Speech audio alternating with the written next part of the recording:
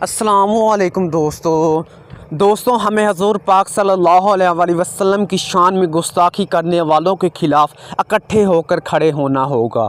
آزادی اظہار رائے کے نام پر رسول اللہ صلی اللہ علیہ وسلم کی گستاخی کسی صورت برداشت نہیں کی جائے گی۔ وزیر اعظم عمران خان نے فرانس میں رسول اللہ صلی اللہ علیہ وسلم کے گستاخانہ خاکے آویزہ کرنے کے معاملے کو عالمی سطح پر اٹھانے کا فیصلہ کیا، اور اب وزیر اعظم عمران خان نے گستاخانہ خاکوں کے خلاف مسلم ممالک سربراہان کو باقاعدہ خط لکھ دیا۔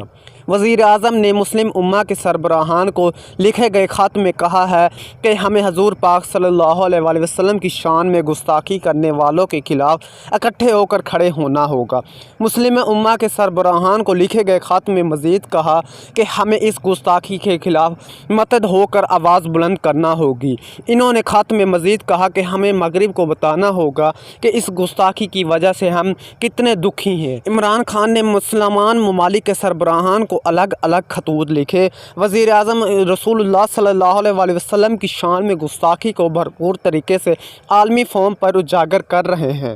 وزیر اعظم عمران خان کا کہنا تھا کہ آزادی اظہار رائے کے نام پر رسول اللہ صلی اللہ علیہ وسلم کی گستاخی کسی صورت برداشت نہیں کی جائے گی۔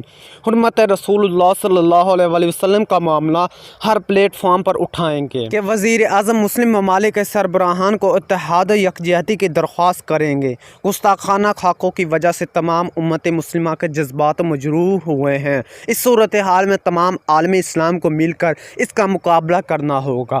تمام دنیا کو رسول اللہ صلی اللہ علیہ وسلم سے عقیدت و محبت کا پیغام دیا جائے گا، اور مغرب میں اسلاموفوبیا کے بڑھتے رجحان کو کم کرنے کی کوششیں کرنے کے حوالے سے بھی درخواست کی جائے گی۔ واضح رہے کہ فرانس میں گستاخانہ خاکوں کی اشاعت کی اجازت دینے اور مسلمانوں کے خلاف کریک ڈاؤن سرائی کی جانے پر پوری مسلم دنیا فرانس کے خلاف سراپا احتجاج ہے۔